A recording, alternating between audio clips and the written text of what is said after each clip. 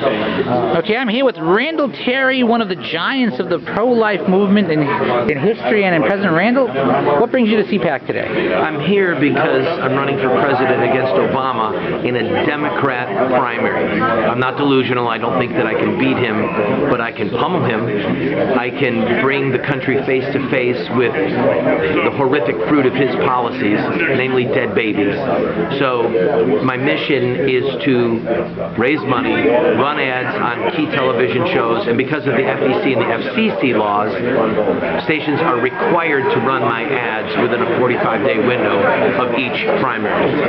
They're playing the rules to hit the man where he hurts. Now, the Democratic Party is notoriously pro-abortion. I don't like the euphemism of pro-life because when you're talking about a choice, the choice is kill your baby or not. How do you feel that you're going to be able to be received as one of the leading voices for the preservation of life in the Democratic Party? Although there isn't. Go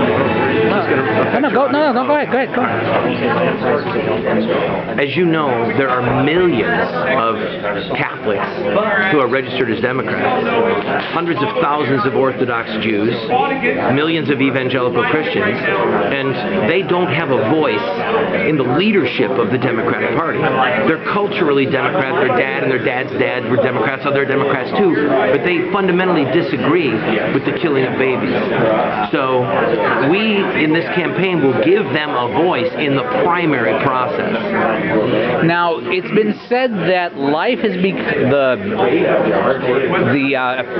voice of public opinion has turned towards life, and one of the examples I want to bring up is Anne Marie Burkle, fine woman in New York 25th. Her opponent, Dan Mafty, ran some last-minute ads highlighting her abortion position and highlighting her connection to Operation Rescue, and she won by a very few votes. And it's been theorized by myself, by people like the Lonely Conservative, that it was that highlighting of her record in favor of life that made the difference in a very close race. I'm convinced that the pro-life vote, people that actually want to make child killing illegal from conception until birth, that if those people will coalesce, that they can become the deciding factor in any election in the country. We just have to stop allowing the Republican Party to use the pro-life movement like a mistress.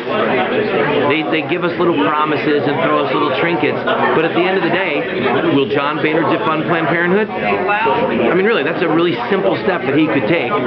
So while I'm running as a Democrat, I agree with you that there are people, not just as Democrats, but as Republicans and independents in crossover states that will come over to support this campaign and to not just give money for it, but help me get on the ballot in various states in order that we can be a voice for the babies. I have written that the Democratic Party has supported three great evils during its existence, one being slavery, the second being Jim Crow, and the third being abortion. Do you think that, say, 20 years or 40 years from now, history will be asking how this could ever have been supported? There will come a day when not only is Roe versus Wade overturned, but when it is once again against the law to kill an unborn human being from conception until birth. When that finally happens, it's the victors that write history. Those who are victorious. And just as our history books now look back at the horror of slavery, the injustice of segregation and the Jim Crow laws, at the fact that women couldn't vote and now they can, history will record that political leaders and Supreme Court members, Harry Blackmun, Bill Clinton, Barack Obama, that they supported literally the murder, the genocide of millions of babies.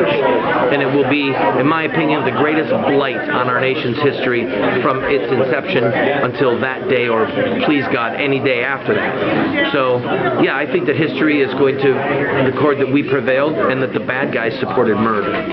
Randall Terry, thank you very much for your time.